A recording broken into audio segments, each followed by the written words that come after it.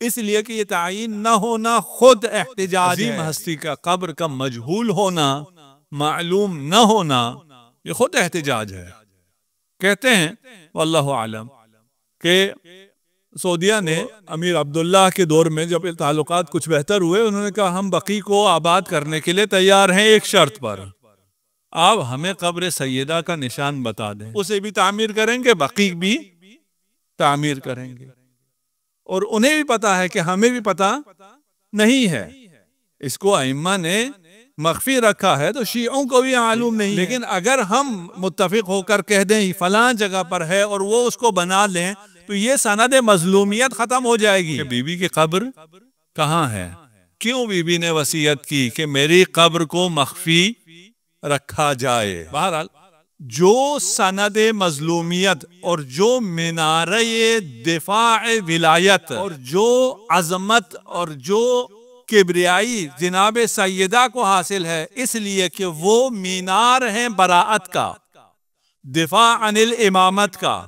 یا علی لم يعرف المنافق مؤمنین بعدی الا بک، میرے بات مومن تجھ سے پہچانا جائے گا، ربی کے بعد منافق صرف حضرت زہرا سے پہچانی جائے گی. کون منافق ہے اور کون منافق نہیں ہے، اس کا نشان مظلومیت زہرا ہے. اسی لیے آپ کو وہ فضائل علی نقل کرتے ہوئے نظر آئیں گے، لیکن فضائل سیدہ نقل کرتے ہوئے وہ قاتل علی پر لعنت کر سکتے ہیں، قاتل حسین پر لعنت کر سکتے ہیں، لیکن قاتل سیدہ پر لعنت بھئی کوئی بھی ہو، ہم نہیں کہتے کون ہے تو لعنت کرو، کوئی بھی ہو علی الاطلاق ذرا لعن کر دو، جو بھی قاتل سیدہ ہے اس پر لعنت ہو نہیں، وہ بھی ان پر گرا ہے. حتیٰ سیدہ کو شہیدہ کہنے میں بھی ان کو اعتراض ہے کہ آپ شہیدہ بھی نہ کہیں. بھئی ہم تعین نہ کریں، ہم نام نہ لیں، ہم آپ کے احساسات کا احترام کریں، لیکن اس میں کیا مسئلہ ہے؟ سیدہ کی ہستی ایسی ہستی ہے جس سے منافقین پہچانے جاتے ہیں. جب منافقین کی پہچان ہے تو جو بھی آثار تھے جناب سیدہ سے مربوطہ ان تمام آثار کو مٹایا گیا ہے.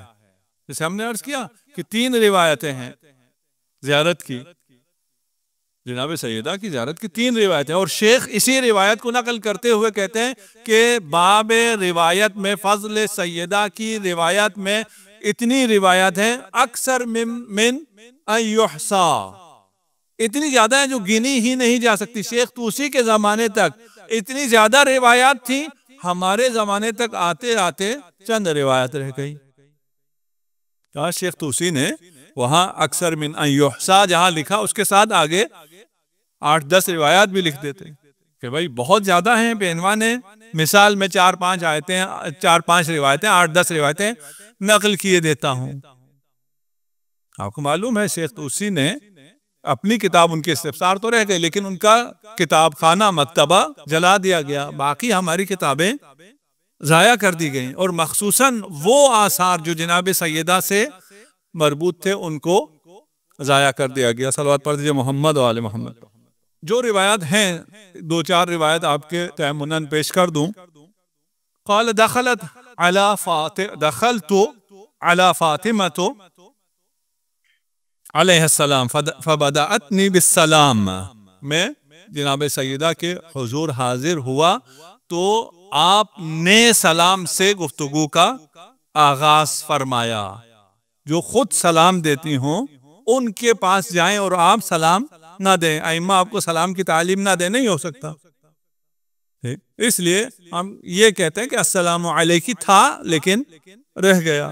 قالت ما غدا بک، صبح صبح تمہیں کیا ہوا، کیوں آئے ہو، کیا حاجت ہے تمہیں؟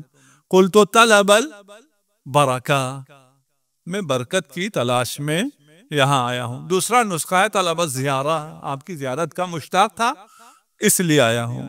قالت اخبرنی ابی وہو ذا، میرے والد نے، میرے بابا نے، محمد مصطفیٰ صلی اللہ علیہ وآلہ وسلم نے مجھے خبر دی، اور وہ اس وقت یہاں تھے، یہاں تشریف فرما تھے، اور یہاں تشریف رکھ کر انہوں نے یہ حدیث بیان فرمائی ہوا انہو من سلم علیہ او علی ثلاثت ایام، جو 3 دن تک مجھ پر اور میرے بابا پر سلام بھیجے، اوجب اللہ لہ الجنہ، اللہ اس کے لیے جنت کو واجب قرار دے دیتا ہے۔ زمان تو نہیں کہتا نا کہ مرتے ساتھ ہی اس پر جنت واجب ہوگی، یہ تو نہیں کہا۔ جو زیارت کرے گا، جو سلام کرے گا آن حضرت کو اور جناب سیدہ پر، خب بشرطہا و شروطہا،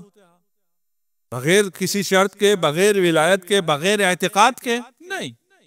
جو معتقد برسالت ہے، جو مؤمن ہے، جو متمسک بولایت ہے، وہ اگر سلام کرے 3 دن مسلسل، اوجبت لہ الجنہ، جنت اس کے لیے واجب ہو جائے گی۔ ہو سکتا ہے سیدھا، ہو سکتا ہے جہنم میں جا کر پھر اس نے یقیناً جنت تک پہنچنا ہے۔ جنت واجب کا یہ مطلب ہے کہ یہ یقیناً جنت میں پہنچے گا ان سلام کی وجہ سے، اور وہ سلام بھی جو اس اعتقاد پر مبتنی ہے، یہ جو متمسک ہے، اس تمسک کا نتیجہ یہ ہے کہ یہ جنتی ہے یقیناً۔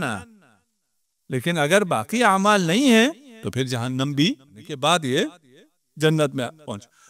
قلت لہا فی حیاتہ و حیاتک، یہ شرف صرف ہم کو حاصل ہے، ہمیں حاصل ہے کہ ہم حیات رسول میں اور آپ کی حیات میں آ کر آپ کی زیارت کریں، آپ پر سلام کریں۔ قالت نعم وبعد موتنا، ہاں حیات میں بھی اور حیات کے بعد بھی، ظاہری موت کے بعد بھی ہم حی ہیں، ہم خدا کے پاس سے رزق پا رہے ہیں، ہماری حیات کا سلسلہ ختم نہیں ہوتا۔